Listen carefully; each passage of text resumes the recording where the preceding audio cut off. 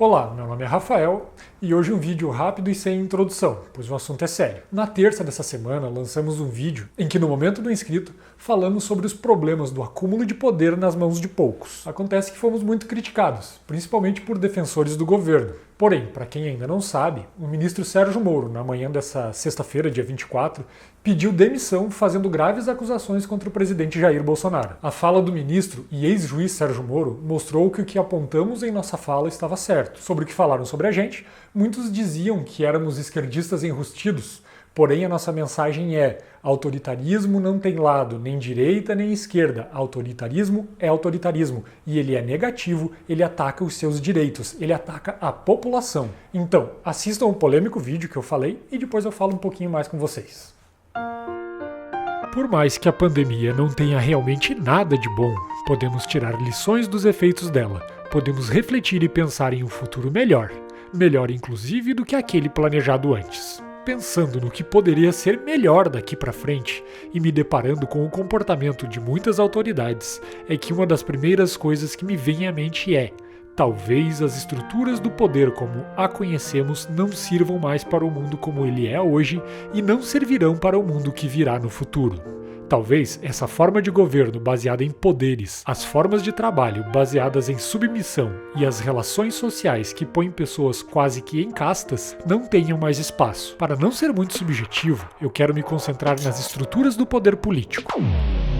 A política atual, a forma com que as coisas são e como são feitas, por mais que pareçam contemporâneas e modernas, na verdade são uma variação, dá até para dizer uma evolução da forma com que o poder era exercido há 500, ou 1000, ou 2000 anos atrás. Mas para que você entenda o que eu quero dizer e onde eu quero chegar, eu preciso traçar uma linha do tempo.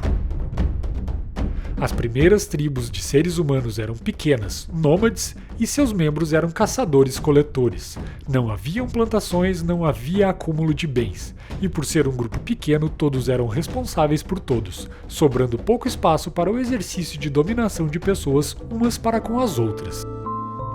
Com a descoberta da agricultura, os grupos de pessoas passaram a crescer. A manufatura começou a ser necessária e passou a ser possível acumular bens. Os donos das maiores plantações começaram a exercer poder sobre aqueles que precisavam se alimentar. A disparidade entre as pessoas começou a ganhar corpo. O caminho da história nos levou a reis, czares e imperadores, que exerciam o poder de forma absoluta, se diziam detentores de vocações dadas por deuses, mas usavam seu comando para fazer guerras e escravizar, e levar seu povo para a fome, parecendo mais ter recebido suas missões de demônios. Durante muito tempo foi essa a hierarquia do poder, um rei que fazia a lei, julgava o povo e aplicava seus mandos e desmandos. Mas no século XVII, Montesquieu, se debruçando sobre o pensamento de muitos filósofos de antes dele, elaborou a teoria da tripartição dos poderes, pensando em um poder dividido, entre um legislativo que fazia as leis, um judiciário que julgava e um executivo que executava. Essa forma de governar se espalhou e é amplamente utilizada em todo o mundo, pois foi a que melhor funcionou. Por isso, é o sistema vigente até hoje, incluindo aqui em nosso país, onde o presidente, os governadores e prefeitos chefiam o poder executivo. Senadores, deputados federais, estaduais e vereadores exercem o poder legislativo, e juízes, desembargadores e ministros de tribunais exercem o poder judiciário. Nessa rápida passagem pela história da humanidade, você deve ter notado que a manutenção do poder centrado em um número muito pequeno de pessoas sempre foi ruim. Quanto mais igualdade é obtida e quanto menos o poder é concentrado, mais a qualidade de vida de toda a população sobe. E aqui eu volto àquela frase do começo da nossa conversa. Nosso sistema de governo não é tão moderno assim. É só uma variação do poder do rei, só que agora dividido em 3.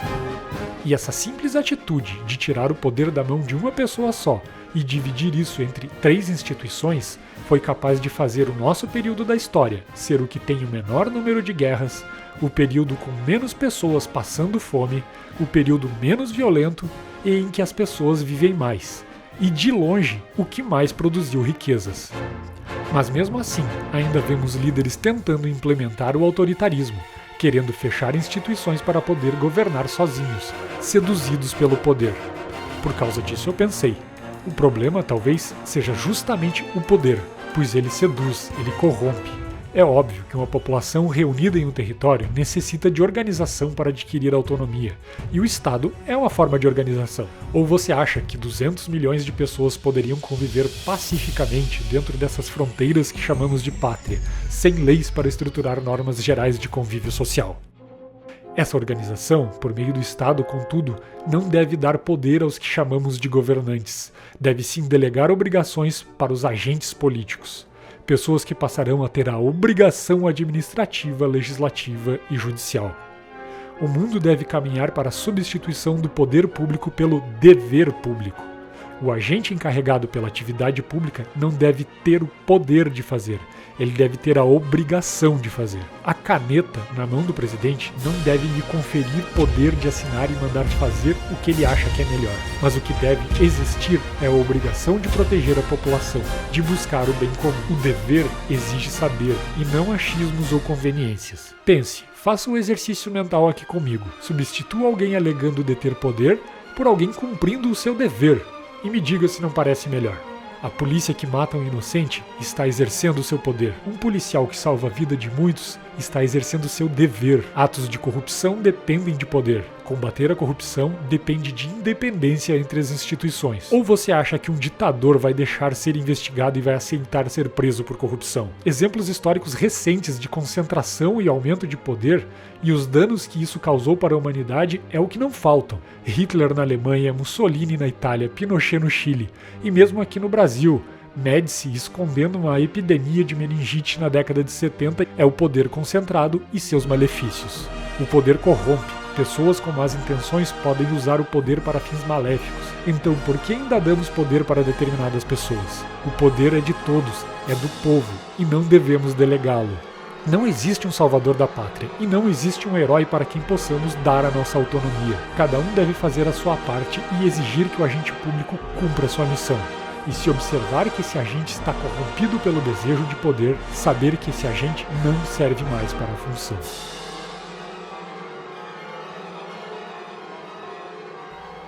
Voltando aqui. Independente de em quem você votou, se no Bolsonaro, se no Ciro, no Haddad ou na Marina, independente, tá?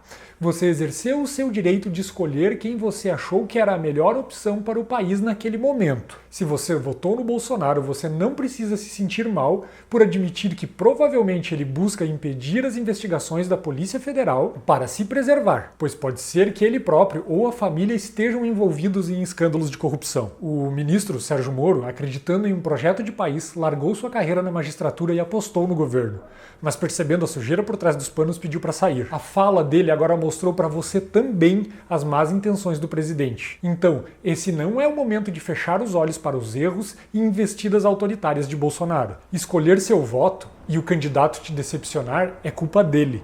Persistir no erro é culpa sua. Outra coisa importante que eu quero falar é o seguinte, independente de quem for, inclusive se fosse até o Sérgio Moro investindo de maneira autoritária sobre a população, ele estaria errado. Qualquer investida autoritária, seja Moro, Mourão, Bolsonaro, independente de quem for, autoritarismo nunca é, nunca foi e nunca será bom.